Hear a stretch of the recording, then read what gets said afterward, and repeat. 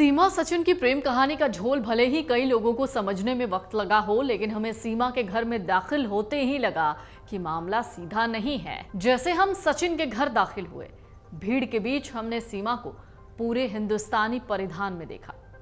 जब हम बातचीत के लिए कमरे में दाखिल हुए तो सीमा के हाव भाव से कहीं से भी नहीं लगा कि वो एक दूसरे मुल्क में से आई है। पूरे आत्मविश्वास से भरी सीमा हमारे सवालों के जवाब धड़ाधड़ दे रही थी। तो अब आपको बताते हैं हमारी नजरों में सीमा कहां खटकी। अगर आप इंटरव्यू देख रहे हैं या देख चुके हैं तो आपको दिख रहा होगा कि सीमा की बेटी सीमा को मम्मी कह रही थी, जबकि पाकिस्तान में अमूमन कोई माँ के लिए मम्मी शब्द का प्रयोग नहीं करता। अच्छा, मम्मी कहाँ है? मम्मी कहाँ है? दीदी है ये तो। मम्मी कहाँ है? अच्छा, वो मम्मी है।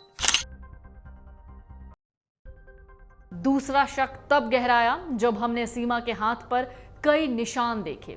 ये कुछ ब्लेड जैसी चीज से कटे हुए थे और कुछ बीड़ी या सिगरेट से जले हुए निशान थे। ऐसे एक दो निशान नहीं थे, दोनों हाथों पर हमने कई निशान सीमा के देखे। हमने सीमा से जब इस बारे में पूछा तो उन्होंने क्या जवाब दिया वो भी देखिए। अच्छा, सचिन से कितना प्यार करती हैं आप? क्योंकि मैंने कुछ मीडिया रिपोर्ट्स में पढ़ा कि आपने सचिन के लिए अपने हाथ की नसें भी काटी। जी मैम, बिल्कुल काटी हुई हैं। तीसरा शक तब हुआ जब सीमा ने कहा वो गांव में रह रही थी, पाकिस्तान के किसी गांव में, और वो गांव में सेफ नहीं थी। सीमा जैसी कई महिलाएं गांव में सेफ नहीं थी, जबकि सीमा के पति गुलाम हैदर की माने तो वो शहर में किसी किराए के मकान में रह रही थी। नहीं, गांव की जो महिलाएं हैं जिस तरह की मैं थी तो वो इतनी अच्छी सेफ नहीं है। हाँ, शहर की परफेक्ट है। चौथा शक कब हुआ?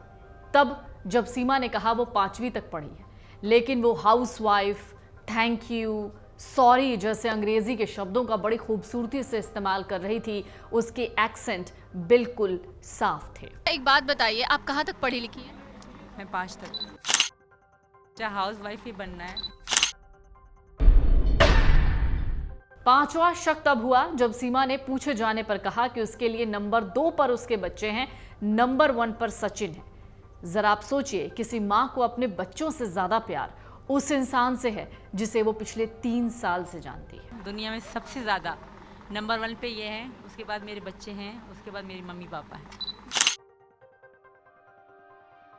छठा शक तब हुआ जब सचिन सवालों के जवाब दे रहे थे। जब हमने सीमा को गौर से देखा तो सीमा ने उस दौरान कई बार सचिन का हाथ पकड़ा और हाथ पकड़ के दबाया भी। सचिन से बातचीत के दौरान सीमा ने कई बार सचिन का हाथ पकड़ा, जैसे कोई ज्यादा बोलने से रोकता। मैम, अभी तो मैंने कुछ प्लानिंग नहीं की। खैर, इसे पता है कि हमारे घर की मजबूरी क्या है क्या ना, हर एक हालात की पता है इसे। 7वां शक तब हुआ जब सीमा बहुत अच्छी हिंदी बोल रही थी। उसके शब्दों में एक भी उर्दू के अल्फाज नहीं थे।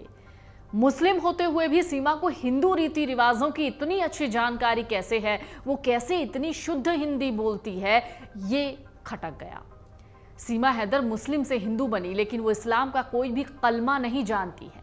हालांकि उसे मंत्र याद हैं और हिंदू रीति रिवाजों की भी अच्छी खासी जानकारी है। तो ये शक जो सीमा पर सबको था, शायद इसी शक की वजह से सीमा इस वक्त यूपी एटीएस के सवालों का जवाब दे रही है। और जाहिर है, जब हम इंटरव्यू के लिए सीमा के घर पहुंचे उस दौरान बहुत भीड़ थी। सीमा इन दिनों सुर्खियों का हिस्सा बनी हुई है। सीमा इन दिनों कॉन्फिडेंटली तमाम सवालों के जवाब दे रही थी, लेकिन क्या उसी कॉन्फिडेंस से वो यूपी एटीएस के सवालों का जवाब दे पा रही है? अमर उजाला अब आपके टीवी पर भी। अपने स्मार्ट टीवी पर यूट्यूब पर सर्च करें अमर उजाला, चैनल सब्सक्राइब करें और देखें ताज़ा खबरें, वो भी HD क्वालिटी में। और हाँ, बेल आइकन दबाना ना भूलें ताकि हर खबर हो आपके घर। अमर उजाला, निष्पक्ष, निर्भीक, निरंतर।